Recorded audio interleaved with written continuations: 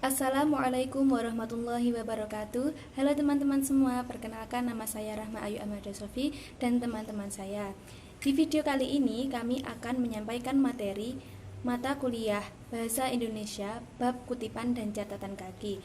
Baik, langsung saja saya akan bacakan nama teman-teman saya dan materi yang akan dibacakan. Pengertian kutipan dan catatan kaki, Qurrata Aini Rosyidah. Tujuan kutipan dan catatan kaki, Salwa Amara Mahda. Fungsi kutipan dan catatan kaki, Nuroh Kusumastuti.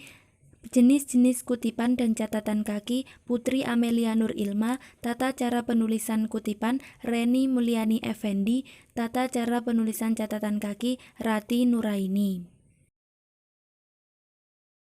Pengertian kutipan dan catatan kaki. Kutipan yaitu kalimat atau paragraf yang bukan berasal dari pemikiran sang penulis. Sedangkan catatan kaki, menurut Keraf, catatan kaki adalah berbagai keterangan tambahan dari bagian naskah, tulisan ilmiah yang diletakkan di kaki halaman, dan jika keterangan tersebut ditulis di akhir tulisan atau bab. Tujuan kutipan adalah 1. Agar terhindar dari tuduhan plagiarisme. 2. Supaya menghargai penulis sebelumnya. 3. Membuat pembaca lebih paham atau yakin dengan karya tulis yang kita buat.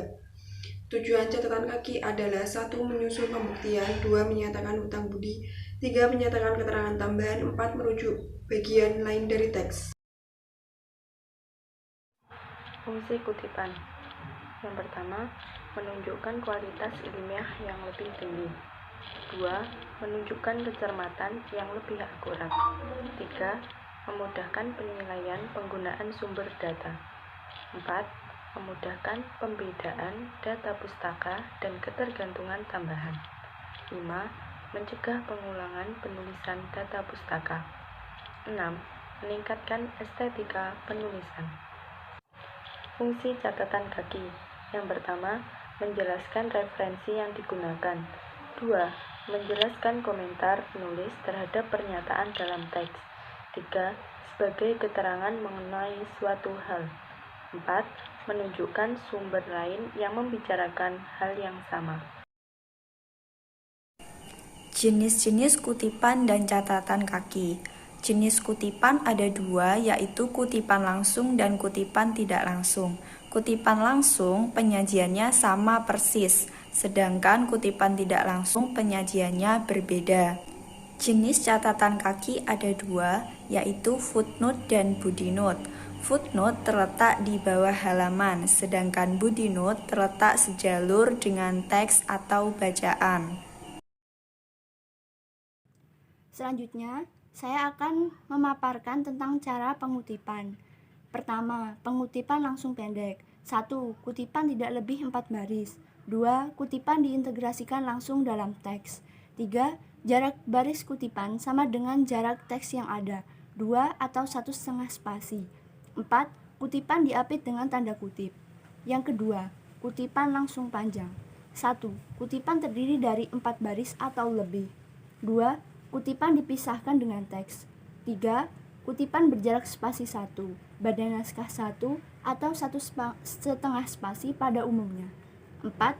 Tidak selalu menggunakan tanda kutip. 5. Diletakkan menjorok ke dalam. Yang ketiga, kutipan tidak langsung. 1. Yang dikutip hanya ide pokok. 2. Kutipan diintegrasikan dalam badan naskah atau teks. 3. Jarak kutipan sama dengan jarak teks. 4. Tidak menggunakan tanda kutip. Tata cara penulisan catatan kaki. Yang pertama, nama pengarang. Sedangkan gelar ataupun pangkat itu tidak perlu dituliskan. Yang kedua, judul buku atau sumber harus digaris bawahi. Apabila menggunakan komputer, maka dicetak dengan cetakan miring. Yang ketiga, pada catatan kaki harus diketik nomor dengan 6 karakter dari margin sebelah kiri. Kemudian iblit digunakan ketika catatan kaki berketerangan sama tanpa diselingi oleh catatan yang lain. Ya, kemudian offset digunakan ketika mengutip dari dua sumber yang sama dengan dua halaman yang berbeda. Kemudian lost it yaitu sama seperti di atas, akan tetapi digunakan pada halaman yang sama yang telah disisipkan oleh referensi lain.